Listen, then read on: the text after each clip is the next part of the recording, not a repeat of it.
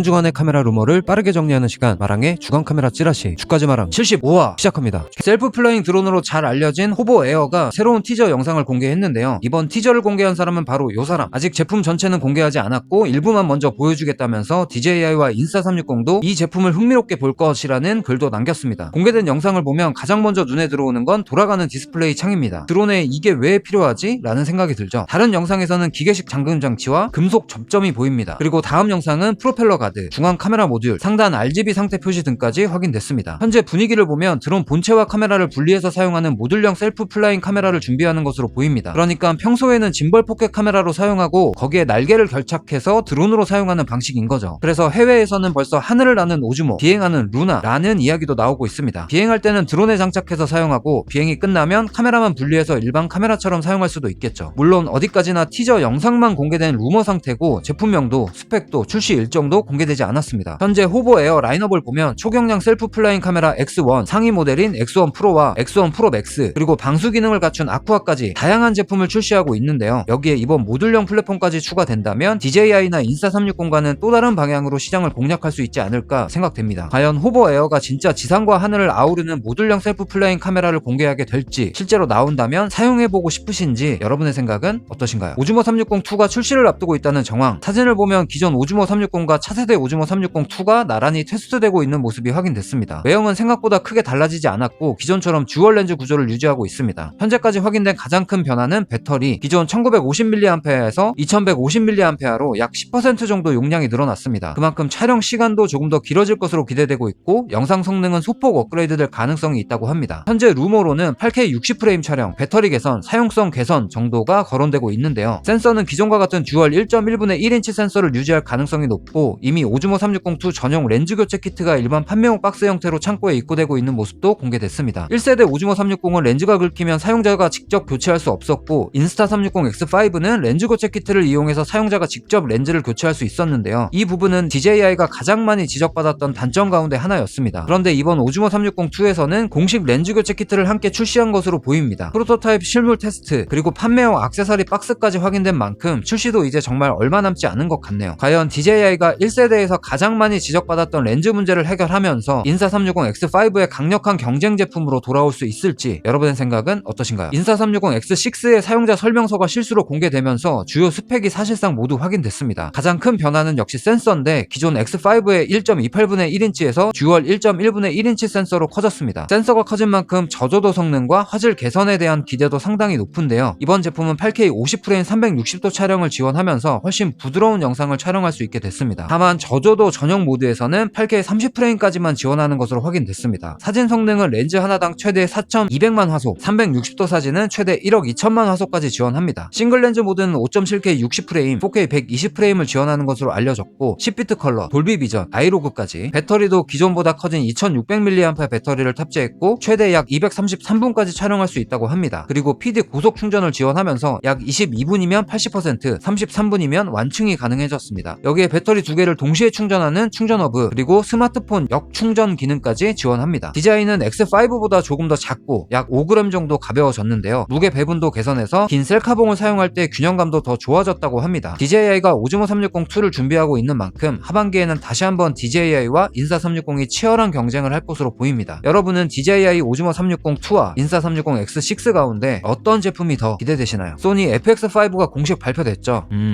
네, 내부 로우 녹화, 오픈게이트 촬영이 들어갔습니다. 특히 내부 로우는 외장 레코더 없이도 XOCN 로우를 카메라 내부에 바로 기록할 수 있습니다. 압축 방식도 LT, C1, C2까지 지원하면서 후반 작업의 자유도가 높아졌고 5K 3대2 오픈게이트도 지원합니다. ISO도 달라졌는데 트리플 베이스 ISO로 업그레이드 됐죠. 800, 4000, 12800 세 가지 베이스 ISO를 지원합니다. 여기에 듀얼 게인 기능까지 더해져서 저조도 환경에서 노이즈를 줄이고 안부 표현력을 더욱 높였다고 합니다. 센서 역시 새롭게 개발한 1660만 화소 풀프레임 적층형 CMOS 센서를 탑재했고 기존 FX3보다 롤링 셔터도 개선됐습니다. 15스톱 다이나믹 레인지, 5K 오픈게이트 최대 60프레임, 4K 최대 120프레임, FHD 최대 240프레임, 2027년 펌웨어 업데이트를 통해서 4K 240프레임도 추가될 예정입니다. 3인치였던 LCD는 3.5인치로 커졌고 웨이브폼, 벡터스코프, 펄스컬러, 포커스 맵까지 모니터링 기능도 추가됐습니다. 메뉴 역시 베니스와 브라노 같은 상위 시네마 카메라와 비슷한 UI를 적용했습니다. 현재 가격은 바디 기준 $4,899, 8월 중순부터 판매가 시작될 예정입니다. 아쉬운 점도 있는데요. 기대했던 있던 내장 가변 ND는 빠졌고 새로운 배터리를 사용하면서 FX3 바디와는 호환되지 않습니다. 가격도 FX3 대비 꽤 많이 올라갔죠. 과연 이번 FX5가 FX3에 이어 다시 한번 컴팩트 시네마 카메라의 기준이 될 수 있을지 여러분의 생각은 어떠신가요? 캐논이 포켓 짐벌 카메라를 개발하고 있는 정황이 포착됐습니다. 최근 공개된 일본 특허를 보면 DJI 오즈모 포켓처럼 생긴 새로운 포켓 짐벌 카메라가 등장했는데요. 사실 캐논이 짐벌 카메라를 연구한다는 이야기는 예전부터 있었습니다. 이전 특허에서는 미러리스 카메라 렌즈를 짐벌에 장착하는 형태였다면 이번에는 오즈모 포켓이나 루나 울트라처럼 하나의 카메라 모듈을 사용하는 전형적인 포켓 짐벌 카메라에 훨씬 가까운 모습입니다. 그런데 이번 특허에서 가장 흥미로운 건 기능인데요. 셀피 모드로 화면을 돌리는 순간 카메라가 자동으로 조리개를 조여서 피사계 심도를 확보한 뒤에 사용자를 더 빠르게 인식하고 곧바로 고속 오토포커스와 추적 오토포커스로 넘어가는 구조가 담겨 있다고 합니다. 사용자는 아무것도 신경 쓰지 않아도 셀피 화면으로 전환하는 순간 카메라가 알아서 셀피 촬영 최적화를 만드는 거죠. 왜 이제 와서 캐논이 이런 제품을 준비하는 걸까요? 루나 울트라를 보고 삘 받은 걸까요? DJI와 인싸360 양각 구도의 캐논까지 참전한다면 포켓 짐벌 카메라 시장은 더욱더 치열해질 것으로 보입니다. 물론 아직은 특허 단계지만 지금껏 캐논의 행보로 봐서는 빠르면 연말, 늦으면 2027년쯤 실제 제품이 등장할 가능성이 거론되고 있습니다. 과연 캐논도 이 시장에서 존재감을 보여줄 수 있을지 여러분의 생각은 어떠신가요? 마지막은 다시 DJI 소식. 미국 FCC가 DJI 우회 판매 의혹을 받고 있는 업체에 대해 처음으로 인증 취소 절차를 시작했습니다. 대상이 된 업체는 오디세이 로봇이라는 미국 회사인데요. 겉으로는 미국 기업이지만 실제로는 DJI 제품을 이름만 바꿔 판매하는 이른바 페이퍼 컴퍼니 또는 프론트 컴퍼니가 아니냐는 의혹을 받고 있습니다. 오디세이 로봇은 자사 드론이 미국에서 설계되고 텍사스에서 조립된 제품이라고 신고하면서 FCC 인증을 받았지만 이후 보안 연구원들의 조사에 이 주장과 다른 정황들이 하나둘씩 발견됐습니다. 먼저 제품의 전파 시험이 중국 선전에 있는 시험소를 통해 진행됐고 하드웨어 사양도 기존 DJI 플랫폼과 상당히 유사한 것으로 알려졌습니다. 여기에 텍사스에서 조립을 담당했다고 지목된 업체는 FCC 조사에서 오디세이와는 아무런 계약 관계도 없고 제품을 조립한 적도 없다고 답변했다고 합니다. 아니 근데 이 정도도 입을 안 맞추고 미국 정부에 신고를 한다고? 결국 FCC는 이 업체가 제출한 인증 서류가 허위라고 보고 이미 승인했던 장비 인증까지 취소하는 절차에 들어갔습니다. 사후 조사까지 통해 인증을 박탈하는 첫 사례인 셈이죠. FCC는 이번 사건을 계기로 다른 업체들도 함께 조사하겠다고 밝혔습니다. 실제로 DJI 플랫폼을 기반으로 제품을 판매하는 것으로 알려진 여러 브랜드들도 조사 대상에 포함될 가능성이 거론되고 있습니다. 현재 미국에서는 중국산 신형 드론의 판매가 사실상 막혀있는 상황인데요. 그 틈을 이용해 이름만 바꿔 판매하는 업체들이 늘어나자 FCC도 본격적으로 대응에 나선 것으로 보입니다. 과연 FCC의 이번 조치가 DJI와 관련된 다른 브랜드들까지 확대될지 조금 더 지켜봐야 할 것 같습니다. 매주 새로운 카메라 소식을 빠르게 접하고 싶다면 마랑 채널 구독과 좋아요 부탁드리고 이번 주 마랑의 주간 카메라 찌라시 주까지 마랑 소식은 여기까지입니다. 끝!